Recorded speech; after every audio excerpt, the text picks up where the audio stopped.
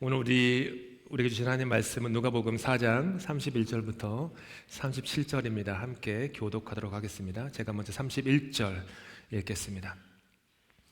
갈릴리의 가버나움 동네에 내려오사 안식일에 가르치심에 그들이 그 가르치심에 놀라니 이는 그 말씀이 권위가 있음이로라. 회당에 더러운 귀신 들린 사람이 있어 크게 소리질러 이르되 아 나사렛 예수여 우리가 당신과 무슨 상관이 있나이까? 우리를 멸하러 왔나이까? 나는 당신이 누구인 줄 아노니 하나님의 거룩한 자니이다. 예수께서 꾸짖어 이르시되 잠잠하고 그 사람에게서 나오라 하시니 귀신이 그 사람들 무리 중에 넘어뜨리고 나오되 그 사람은 상하지 아니한지라. 다 놀라 서로 말하여 이르되 이 어떠한 말씀인고 권위와 능력으로 더러운 귀신을 명함에 나가는도다 하더라. 함께 읽겠습니다. 이에 예수의 소문이 그 근처 사방에 퍼지니라. 아멘. 오늘은 누가복음 35번째 시간으로 그 말씀이 권위가 있음이로라 라는 제목으로 은혜 나누도록 하겠습니다. 누가복음 말고 다른 복음서에는요 한 사건이 나옵니다.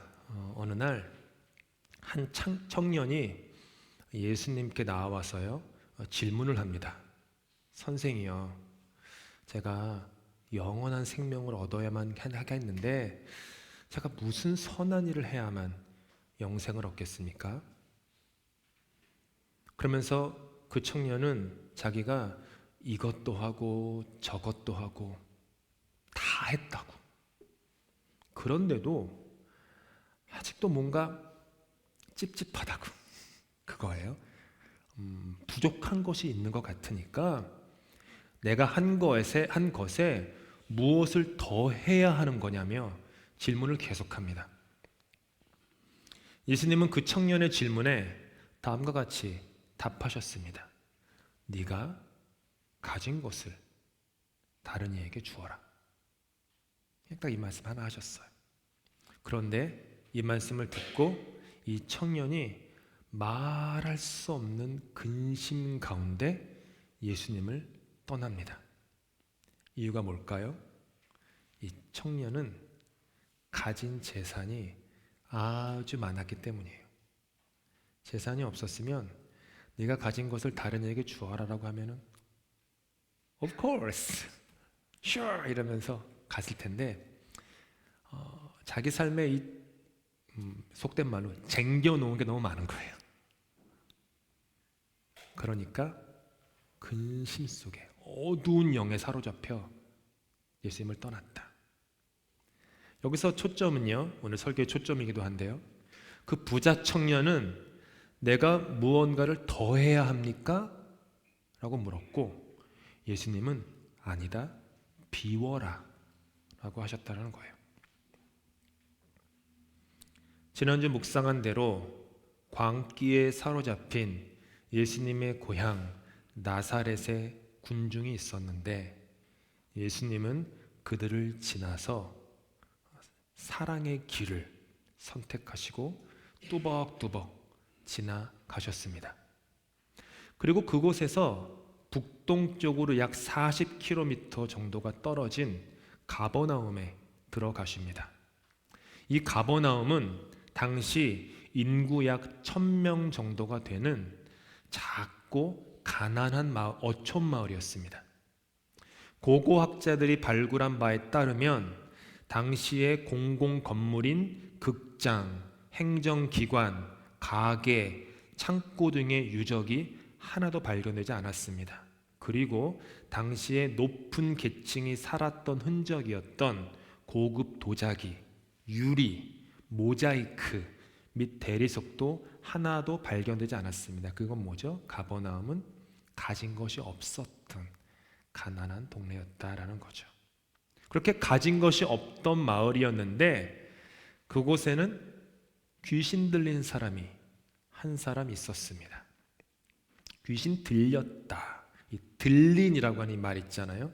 이게 헬라어로 에코라고 하는데 이 에코의 뜻은 가지다, 잡다, 움켜쥐다, 소유하다 이 뜻이에요. 그러니까 이 사람은 맑고 밝은 영이 아니라 탁하고 어두운 영에 사로잡히고 붙잡힌 불쌍한 사람이었다라는 거죠.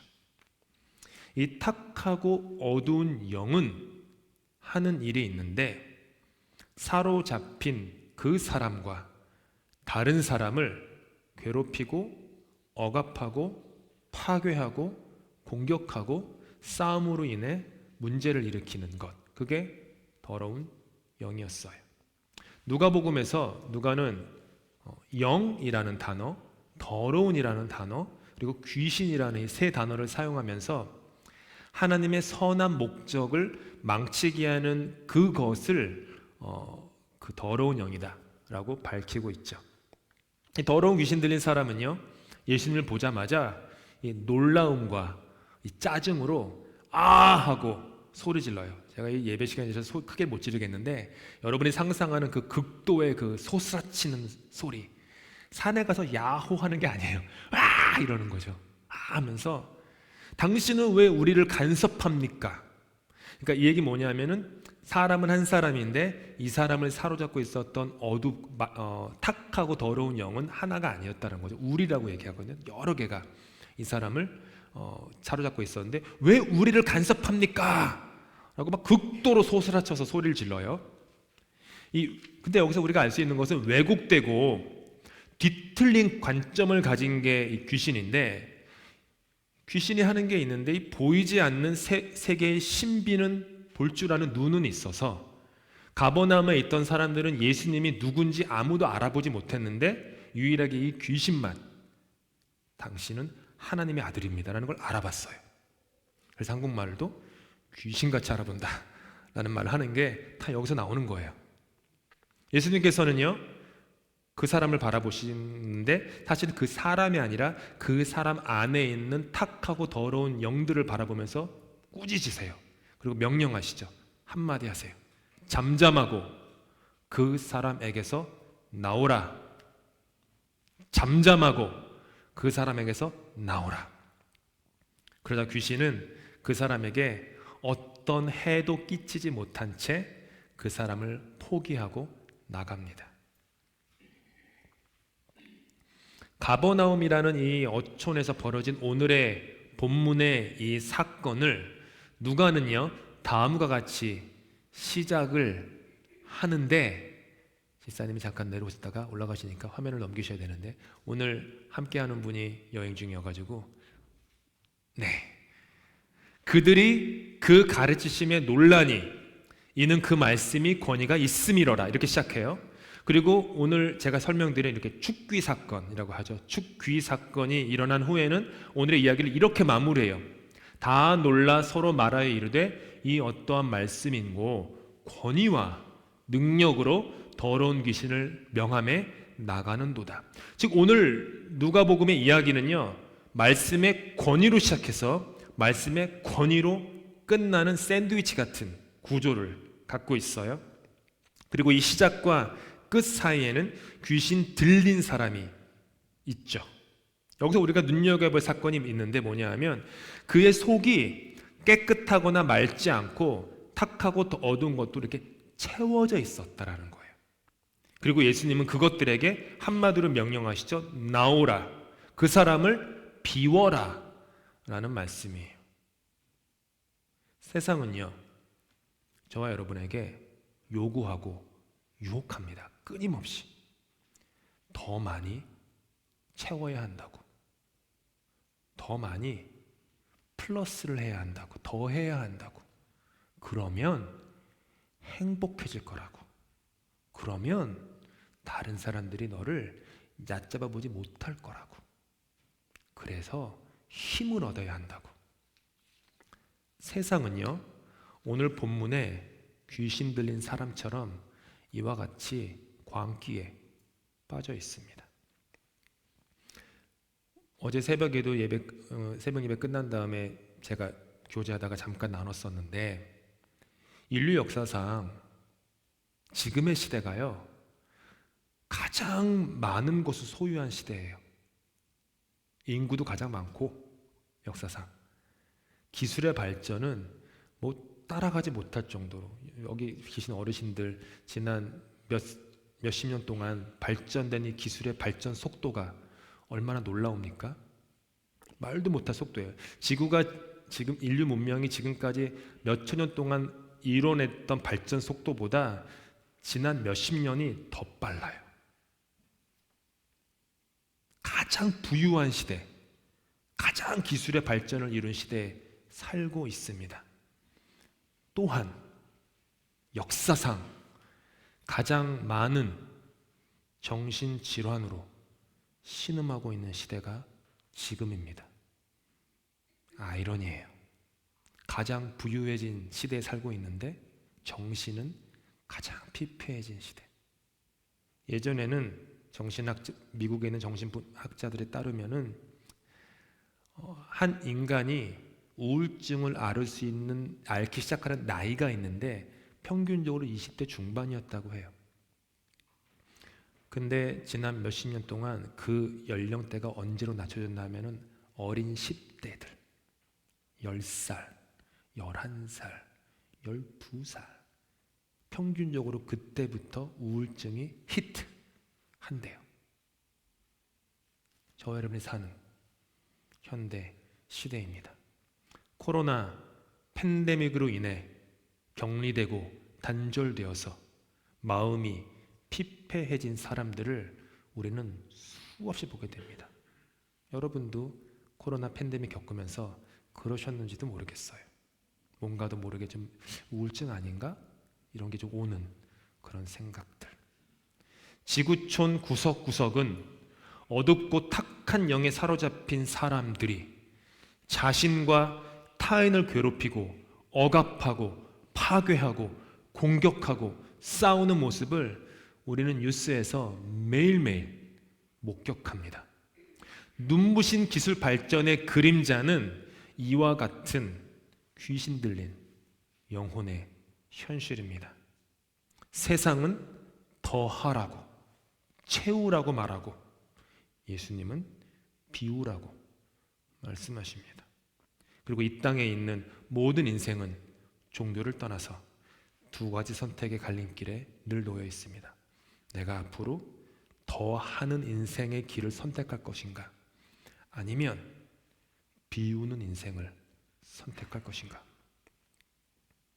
선택은 저와 여러분의 책임입니다. 몫이고요. 세상에 권위가 있습니다. 그리고 예수님의 권위가 있습니다. 단어는 같지만 권위는 달라요. 종류가 달라요. 세상의 권위는 채움이지만 예수님의 권위는 비움입니다. 세상의 권위는 더하기이지만 예수님의 권위는 내려놓음이에요. 부모의 참된 권위가 언제 생기는지 아십니까? 비울 때 생겨납니다. 자녀가 어릴 때에는 부모가 윽박지르면 다 순종하고 따라오는 것 같죠? 교회 가야 돼! 막 때려서라도 데려오고, 그럴 수 있고, 공부해야 돼! 커서 뭐가 되려고 그래! 막 소리는 안 질러도 이런 마음으로. 어렸을 때는 순종하는 것 같아요. 근데 여러분 그거 아세요? 걔네들이 참고 기다리는 거예요. 엄마보다 힘이 세질 때를 참고 인내하는 거예요. 내 힘만 세져봐. 두고 봐. 내가 엄마 아빠 말 듣나? 반대로 살 거야. 반대로 살 거야. 부모의 권위는 비울 때 생겨나는 겁니다. 부모의 권위는 내가 살려고 할 때 생겨나지 않고 내가 죽을 때 생겨나는 거예요. 교회의 권위는 어떨까요? 교회의 권위도요, 내려놓을 때 생겨나는 겁니다. 예수님이 당신의 자녀들에게 주시고자 하는 권위는요, 돈과 권력에서 오지 않습니다. 교회가 웅장한 빌딩을 자랑하고 숫자의 길이가 긴 거죠. 긴 버젯을 자랑하고 화려한 프로그램과 장식과 현란한 그런 것들을 자랑해서 오는 것이 아닙니다. 교회의 권위는 거기에 있지 않아요. 그런데 교회가 그와 같은 권위를 추구하면, 대부분의 교회가 그와 같은 권위를 추구해요. 죄송한 얘기지만. 그러면 세상이요, 교회를 좋아합니다. 왜 좋아하는지 아세요? 세상이 추구하는 것과 같은 결을 추구하니까 세상이 좋아해요. 아, 교회는 우리 편이구나. 우리랑 똑같이 욕망과 욕심에 사로잡힌 데가 교회구나. 우리 편이야. 좋아해요. 그런데 그거 아세요? 얼마 지나지 않아 교회는 세상으로부터 버림받습니다. 더러운 귀신의 영에 사로잡힌 사람이 예수님의 정체를 꿰뚫어 보았듯이 세상은 교회가 어떠한 권위를 추구하는지 귀신같이 알아맞힙니다. 비록 그리스도를 따르지 않는 세상이라고 할지라도 세상은 그런 교회를 처음에는 자기 편이라고 좋아하지만 결국에는 무시하고 외면해요. 왠지 아세요? 세상은 이렇게 말하는 거예요. 우리는 그리스도를 따르지 않으니까 이러한 권위를 어쩔 수 없이 추구하지만 예수라는 분의 길과 진리와 생명을 따르는 당신들과 교회는 그래선 안 되는 거 아니에요? 라고 말하는 거예요. 그러면서 세상은 교회를 버립니다. 여러 가지 이유가 있을지 모르지만 그래서 한때 1200만 명이 기독교인이라고 했던 한국교회가 지금은 600만 명도 안 되게 불과 몇십 년 사이에 반토막이 난 것, 그것은 세상이 귀신처럼 알았기 때문이에요. 아, 똑같구나 우리랑. 쟤들은 좀 달라야 되는데 나는 이렇게 예수 믿지 않으니까 죄인으로 살아가지만 예수 믿는 저 사람들은 달라야 되는데 아, 나랑 똑같네. 버리는 거예요. 세상은 더 하라라고 말하고 예수님은 비우라고 하십니다. 이거는요, 수수께끼처럼 어려운 게 아니에요. 수만 번을 보았을 십자가만 제대로 바라보면 누구라도 알 수 있는 진리예요. 바울 사도께서 이렇게 빌립보서에서 말씀하셨습니다. 함께 빌립보서 말씀 다음 화면입니다. 천천히 읽겠습니다. 시작. 여러분 안에 이 마음을 품으십시오.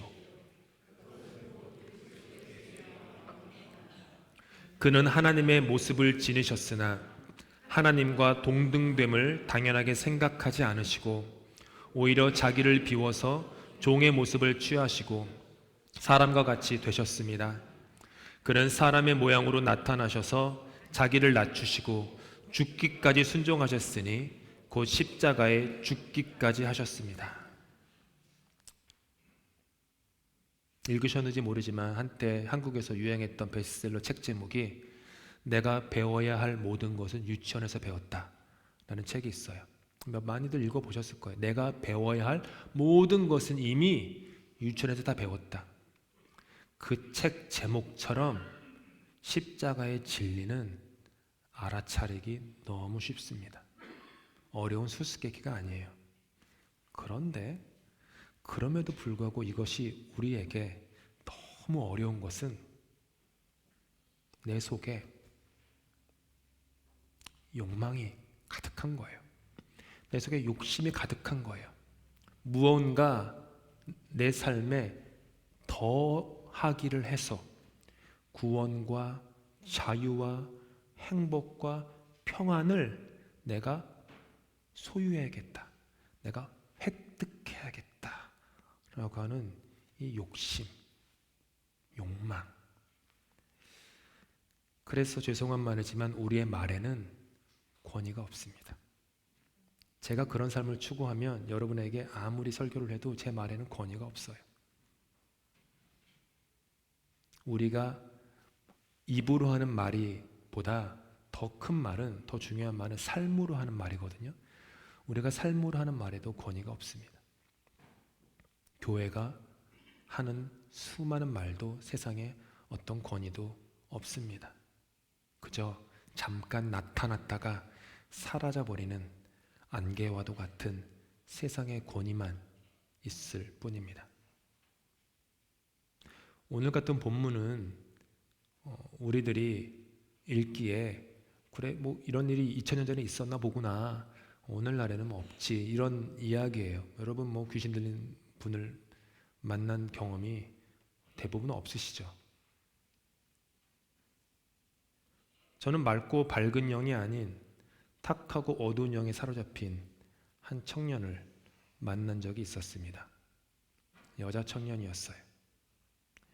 정신질환의 격가지일 수도 있었지만 뭔가 결이 달랐어요. 마치 영화의 한 장면처럼 방구석에 누워서 무언가에 사로잡힌 채 너무나도 연약한 여자의 몸인데 장정 8이 달라붙어도 그 힘을 이기지 못하는 그런 여자 청년을 만났었습니다. 여러 가지 사건들은 다 기억이 안 나지만 그 청년이 소리 질렀던 그 음성은 아직도 기억해요. 뭐라고 했는지 아세요? 너희들은 날 사랑하지 않아. 그 청년이 했던 말이에요. 방바닥에 누워서 미친 듯이 흔들 막 몸을 막 경련을 일으키면서 계속 소리 질렀어요. 너희들은 날 사랑하지 않아.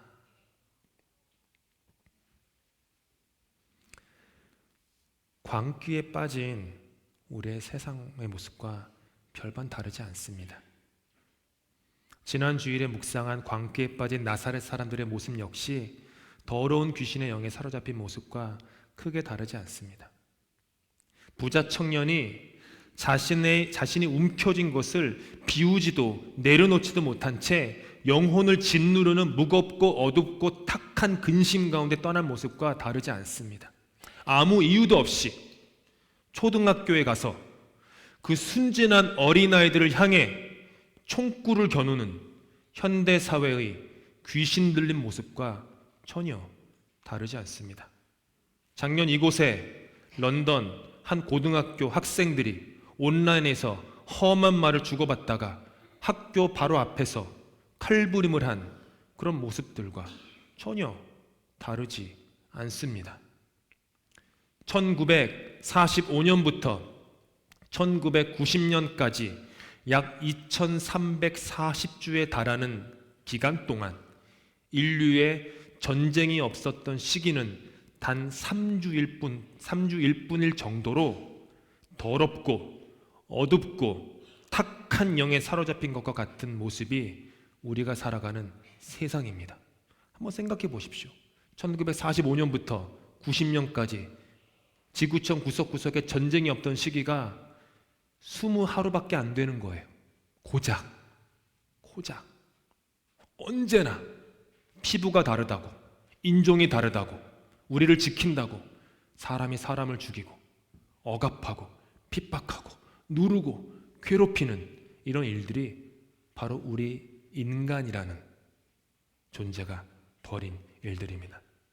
이번 달 교회 달력에 있는 말씀입니다. 함께 읽습니다. 시작. 뜨겁게 서로 사랑할지니 사랑은 허다한 죄를 덮느니라. 벽에다가 이걸 붙이신 분들은 이번 달 내내 읽으시겠죠. 뜨겁게 서로 사랑할지니 사랑은 허다한 죄를 덮느니라. 그런데 세상은요, 이처럼 맑고 밝은 성경 말씀의 권위 아래에 있기보다는 마치 이런 말 하는 것 같아요. 세상은 너희는 차갑게 서로 미워할지니 미움은 허다한 죄를 드러내느니라. 이렇게 세상 말씀에 더 권위를 주는 모습과도 같습니다. 아까 제가 경험했던 너희들은 날 사랑하지 않아. 더러운 영에 사로잡히게 되면 일어나는 공통점이 있어요. 뭐냐 하면 자기만의 좁은 세계에 빠져 있습니다. 더러운 귀신 들린 더러운 영, 맑고 밝은 영이 아니라 어둡고 탁한 영에 사로잡힌 존재가 누군가를 사랑하는 걸 보신 적 있습니까? 할 수가 없어요. 그러니까 남에게 사랑을 요구할지언정, 그러니까 나를 사랑하라고 요구할지언정 자신은 남을 사랑하지 않습니다. 남에게 섬김을 요구할지언정 다른 사람을 먼저 섬기려고 하진 않습니다. 남에게 용서를 요구할지언정 자기가 먼저 용서하지는 않습니다. 자기는 옳고 남은 그르다라는 생각에 가두어져 있습니다. 너희는 날 사랑하지 않아 라고 남을 비난하고 비판하고 손가락질하면서도 정작 자기를 비워 종의 형체를 가지고 남을 먼저 사랑하려고 하지는 못하는 것, 그게 세상의 모습입니다. 오래전에 들은 한 목사님의 설교 중에 이런 예화가 기억납니다. 하늘을 향해 뻗은 모든 나무들에게는요 공통점이 있습니다. 화면을 넘겨주셔야 되는데, 다음 화면이요. 지사님, 다음 화면 넘겨주세요. 안 넘겨. 말씀 좀 해주세요. 하늘을 향해 뻗는 모든 나무들에게는요 공통점이 있습니다. 김학사 장로님이 어제 찍으신 사진이에요. 제가 허락받고 사용합니다. 나무의 제일 먼저 난 가지 위로 새로운 가지가 나온다라는 거예요. 먼저 난 가지는 언제나 밑가지이고 나중된 가지는 언제나 윗가지라는 거예요. 만약 먼저 난 가지가 난 너보다 위에 있어야 해 라면서 위에 있으려고 한다면 나무는 역삼각형 모양이 되어서 건강히 서 있을 수 없게 된다고 하더라고요. 하나의 나무가 장엄한 나무가 되기 위해서는 언제나 먼저 난 밑가지는 나무의 아래에서 윗가지들을 굳건하게 받쳐주어야 합니다 라는 설교 예화를 들은 기억이 있어요. 교회는 그런 곳입니다. 먼저 된 자가 나중된 자를 섬기는 곳, 그것이 교회예요. 세상은 근데 안 그래요. 나중된 자가 먼저 된 자를 섬겨야만 하는 곳, 그게 세상이잖아요. 근데 교회는 달라야 돼요. 먼저 된 자가 나중된 자를 섬기는 곳, 어른이 어린아이를 섬기는 곳, 목사가 성도를 섬기는 곳, 먼저. 그게 교회예요. 예수님의 권위는 오히려 자기를 비워 종이 되는 데에서 왔습니다.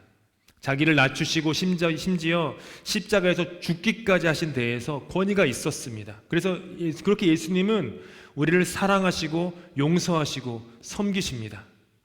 나라는 인생 나무, 거기에서 예수님이 밑가지가 되셔서 언제나 나의 이 죄악의 무게를 짊어지시고 나의 영을, 자기보다 나를 더 높이셔서 나의 영을 맑고 밝게 계속 창조해 주시는 게 예수님이세요.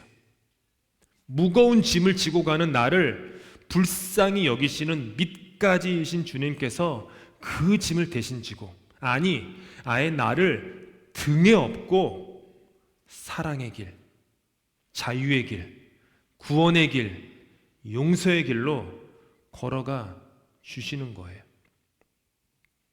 한국에 있을 때 제가 찬양팀 리더였습니다. 팀원들이 한 20명 정도 됐는데 제가 리더할 때 경기도 광주 그 교회 소속의 수양관을 자주 갔어요.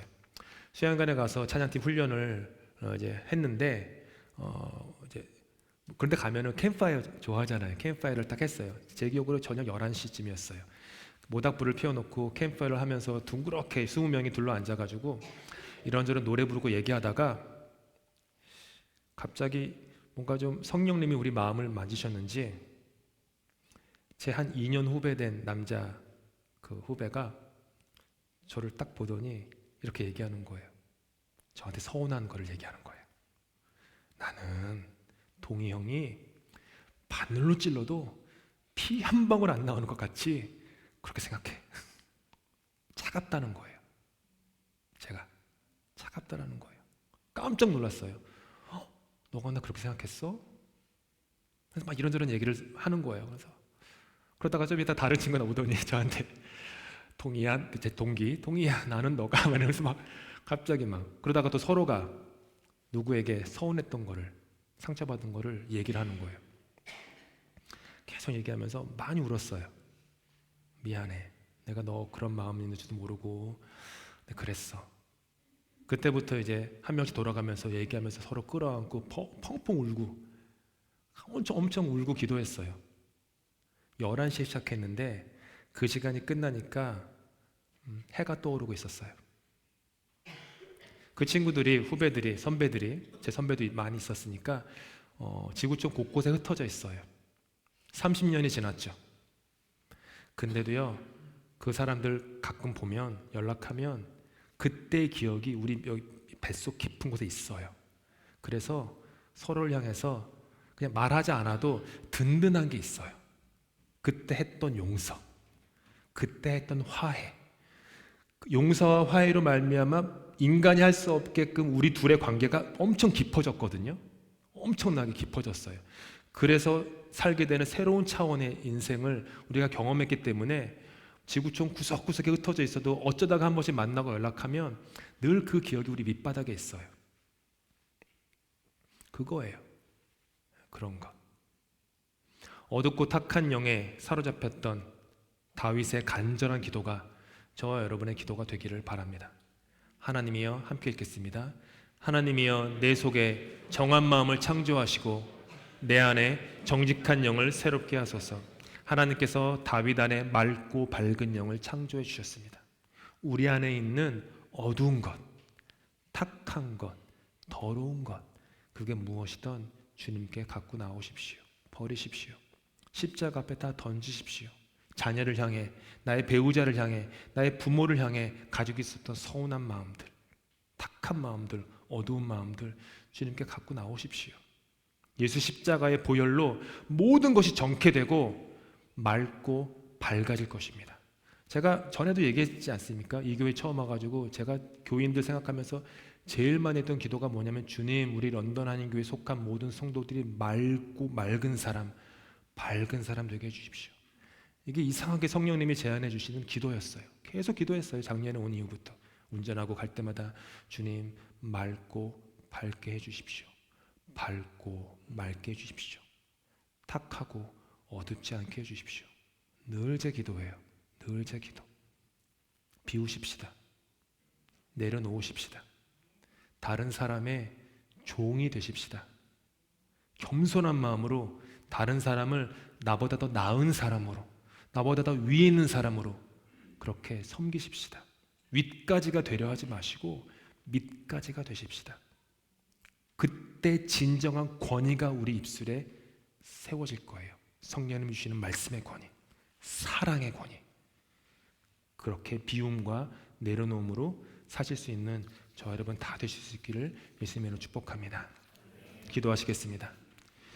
수천 번, 수만 번 주님께서 나를 위해 달리셨던 십자가를 보아왔었지만 지금 돌아보니 십자가를 제대로 바라보지도 못하였고 알지도 못하였었습니다.